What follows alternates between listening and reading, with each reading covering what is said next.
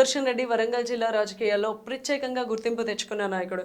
ప్రజల మధ్య ఉంటూ రాజకీయాలను కొనసాగించిన ఆయన 2 దశాబ్దాల పైగా తెలంగాణ రాజకీయాల్లో చురుకైన పాత్రను పోషించారు. మాజీ నర్సంపేట ఎమ్మెల్యేగా సేవలందించిన ఆయన జూలై 30 అర్ధరాత్రి హైదరాబాద్లో యశోద ఆసుపత్రిలో చికిత్స పొందుతూ కన్నుమూశారు.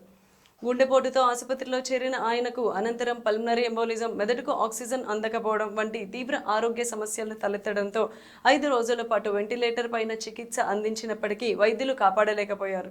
పెద్ది సుదర్శన్ రెడ్డి స్వస్థలం వరంగల్ జిల్లాలోని నర్సంపేట నియోజకవర్గ పరిధి. రాజకీయంగా నర్సంపేట ప్రాంతానికే చెందిన నాయకుడిగా ఆయనకు మంచి గుర్తింపు ఉంది. అయితే ఆయన జన్మస్థల గ్రామానికి సంబంధించిన అధికారిక సమాచారం ఇప్పటి వరకు కుటుంబ సభ్యులు లేదా పార్టీ అధికారికంగా వెల్లడించలేదు. అందుబాటులో ఉన్న విశ్వసనీయ వనరుల్లో కూడా జన్మస్థల వివరాలు నమోదు కాలేదు. వ్యవసాయ కుటుంబంలో జన్మించిన సుదర్శన్ రెడ్డి చిన్ననాటి నుంచి ప్రజా సమస్యలపై ఆసక్తి కనబరిచేవారు. గ్రామీణ ప్రజల్లో మమేకమవుతూ ప్రజా సేవనే లక్ష్యంగా చేసుకుని రాజకీయాల్లో అడుగుపెట్టారు. స్థానిక స్థాయిలో పార్టీ కార్యకర్తగా ప్రారంభమైన ఆయన ప్రయాణం క్రమంగా జిల్లా నాయకుడిగా ఎదిగేలా చేసింది.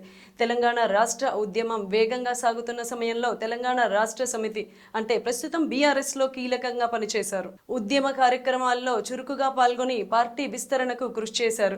మాజీ ముఖ్యమంత్రి కేసీఆర్ కు అత్యంత సన్నిహిత నాయకునిగా గుర్తింపు పొందిన ఆయన వరంగల్ జిల్లాలో పార్టీ బలోపేతం కావడంలో ముఖ్య పాత్ర పోషించారు. 2014లో తెలంగాణ రాష్ట్రం ఏర్పడిన తర్వాత జరిగిన తొలి అసెంబ్లీ ఎన్నికల్లో నర్సంపేట నియోజకవర్గం నుంచి బీఆర్ఎస్ అభ్యర్థిగా పోటీ చేసి విజయం సాధించారు.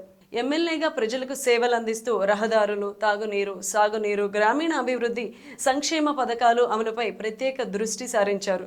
నియోజకవర్గ ప్రజలకు ఎప్పుడూ అందుబాటులో ఉండే నాయకునిగా పేరు పొందారు.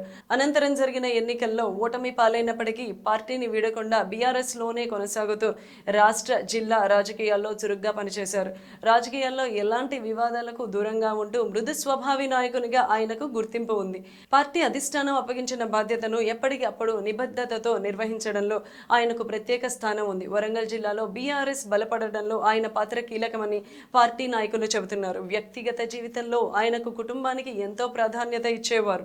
ఆయన భార్య స్థానిక సంస్థలో ప్రజాప్రతినిధిగా సేవలందించారు. కుటుంబ సభ్యులతో కలిసి నర్సంపేట ప్రాంతంలోనే నివసిస్తూ ప్రజలకి అందుబాటులో ఉండేవాళ్ళు. అయితే పిల్లల వివరాలు కుటుంబం బహిరంగంగా వెల్లడించలేదు.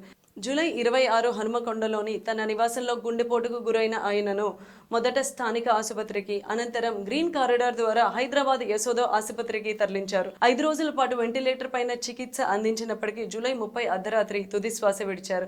ఆయన మరణంతో తెలంగాణ రాజకీయ వర్గాల్లో విషాద ఛాయలు అలుముకున్నాయి. కేటీఆర్, హరీష్ రావు సహా పలువురు బీఆర్ఎస్ నేతలు ఆసుపత్రికి చేరుకుని కుటుంబ సభ్యులను పరామర్శించారు. మాజీ ముఖ్యమంత్రి కేసీఆర్ కూడా ఎప్పటికప్పుడు ఆరోగ్య పరిస్థితిపై ఆరా తీశారు.